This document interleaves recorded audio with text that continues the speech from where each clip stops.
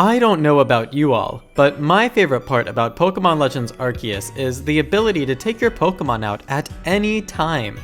There are so few things more satisfying than journeying around a fluid sandbox, finding a nice little spot, and just taking whomever and however many Mons you want out to camp for a bit.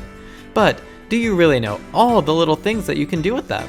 There's actually a surprising amount of depth to this mechanic, so I'm going to guide you through all the ins and outs so you can get the most out of your journey with your little buds. First, let's talk about some circumstances to why your Pokemon can't come out of their balls sometimes. There are certain surfaces you cannot release your Pokemon from their containment in, including a few random slopes, lava, certain bridges with high curves, and some spots of flooded land that would confuse the game as to whether or not the Pokemon should be floating over the water or not. You also cannot take your Pokemon out when you're a certain distance from wild Pokemon. This is because the game wants to be sure if you're trying to spark a Pokemon battle, get too close and the Pokemon battle will ensue. Get a little further away and you're in the clear to let your Pokemon out to play.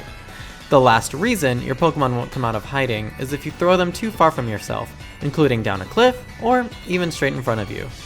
Places you can take your Pokemon out though include on the ground, duh, barring all the limitations I just mentioned of course. But in the water is another one, which is one of my favorites because certain Pokemon swim and will even have unique sleeping animations specific to the water, such as how Oshawott now sleeps on his back, holding a shell, rather than on his side using his shell as a pillow. Other Pokemon who don't swim will have a flotation device sprung out of the Pokeball with it. Nifty! Pokemon can also be taken out in shallow waters, including some on shores, hot springs, and flooded indents. They can also come out to play in the pastures, both across the river and even from in front of the fence. My favorite though is taking them out on top of houses. Putting fairy types and flying types up there never gets old and adds a sense of elevation, so there's always that.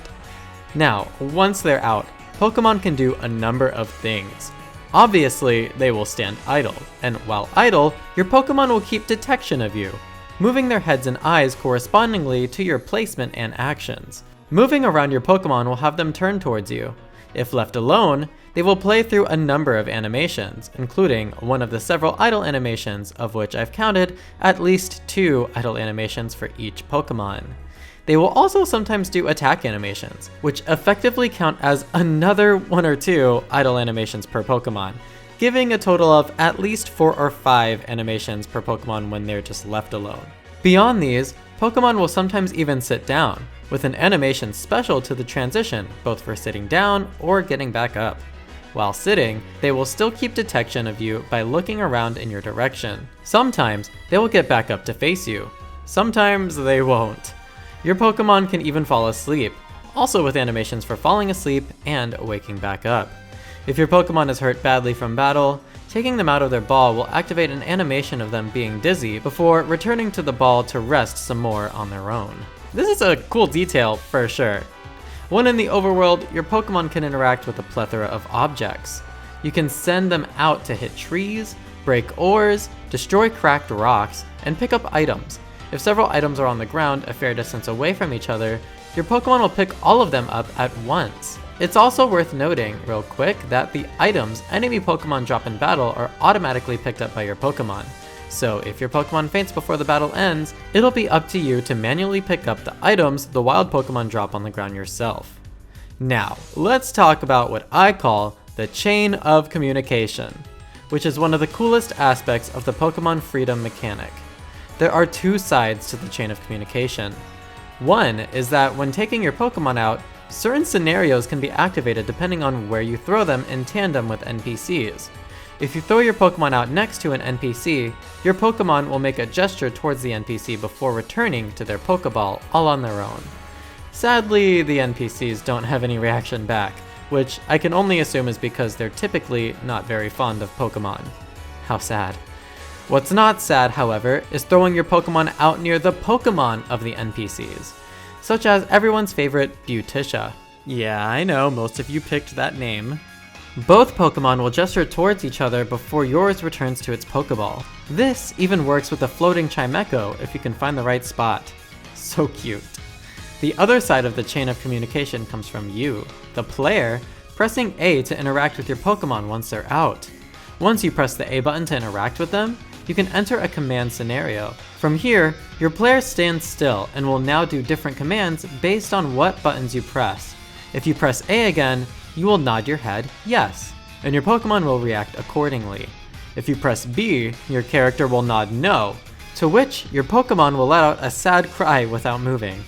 If you press Y, you will do a cheer command, to which your Pokemon will cheer back. But the best part about the chain of communication is that you can mix those two sides together.